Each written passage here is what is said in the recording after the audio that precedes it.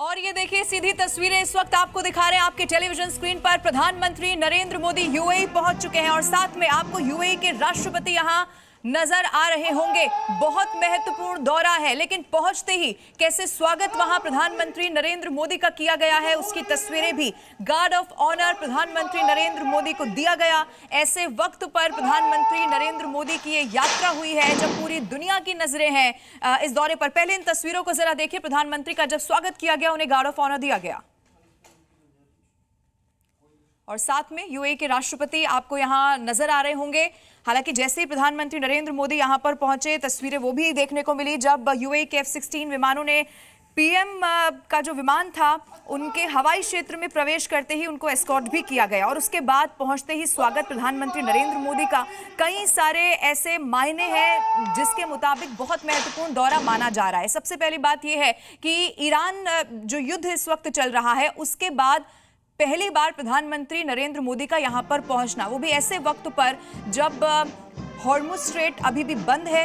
उसको लेकर वैकल्पिक इंतजाम क्या हो सकते हैं, उस पर अब जोर यहां रहने वाला है। अगर सरल भाषा में इसको समझाया जाए तो प्रधानमंत्री नरेंद्र मोदी की ये जो यात्रा है यूएई को लेकर, वो भारत के लिए बहुत महत्वपूर्ण मानी जा रही है।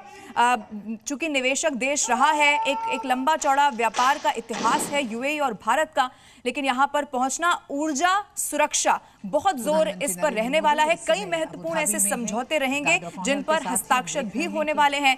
आपको यूएई के राष्ट्रपति साथ में नजर आ रहे हैं। प्रधानमंत्री नरेंद्र मोदी के ठीक पहुंचने के बाद की ये तस्वीरें आपके टेलीविजन स्क्रीन पर इस वक्त हम आपको दिखा रहे हैं। यूएई की यह 8वीं यात्रा प्रधानमंत्री नरेंद्र मोदी की है। 2014 के बाद से अभी तक 7 बार इससे पहले यूएई जा चुके हैं, लेकिन अब जब वो यूएई पहुंचे हैं तो देखिए हाल ही में ओपेक से बाहर निकला है यूएई। ऐसे वक्त पर जब हॉर्मुज स्ट्रेट बंद है, तेल को लेकर अभी भी कहीं ना कहीं चिंता है, प्रधानमंत्री नरेंद्र मोदी भारत में भी देशवासियों से अपील कर चुके हैं कि कैसे उन्हें अपने भविष्य के लिए बचत करनी है। ब्रह्म प्रकाश दुबे इस वक्त हमारे सहयोगी हमारे साथ फोन लाइन पर मौजूद है।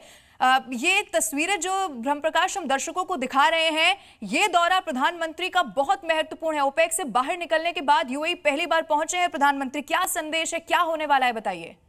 बिल्कुल बिल्कुल, देखिए संयुक्त अरब अमीरात का ये दौरा इसलिए महत्वपूर्ण है क्योंकि एक तो एक बड़ी तादाद में भारतीय, तकरीबन 45 लाख भारतीय वहां पर रहते हैं जिनका हित जुड़ा है, और दूसरी महत्वपूर्ण बात यह है कि भारत की ऊर्जा जरूरतों को जो है वो पूरा करता है संयुक्त अरब अमीरात यूएई। लिहाजा भले ही प्रधानमंत्री 3 से 4 घंटे अभी रुकेंगे इस पड़ाव के दौरान, लेकिन बहुत सारे जो वहां के राष्ट्रपति के साथ मुलाकात करेंगे और जो है दोनों देशों के बीच जो संबंध हैं उनको लेकर चर्चा होगी। खासतौर से गल्फ में जो हालात हैं, जिस तरह से जो है ईरान और अमेरिका संघर्ष चल रहा है, उसके बाद जो दुनिया भर में हालात बने हैं, तो दोनों देशों के नेता इस बात को लेकर भी चर्चा करेंगे। और सबसे महत्वपूर्ण बात है कि भारत और यूएई का जो समझौता हुआ था एलएनजी को लेकर और एलपीजी गैस की सप्लाई को लेकर, जो 2028 से सप्लाई होना है, तो उसको लेकर भारत यूएई से कह सकता है कि इसको थोड़ा सा जल्दी इसकी सप्लाई भारत को शुरू करें। इस लिहाज से भी ये दौरा बेहद महत्वपूर्ण है। आपने तस्वीरों में देखा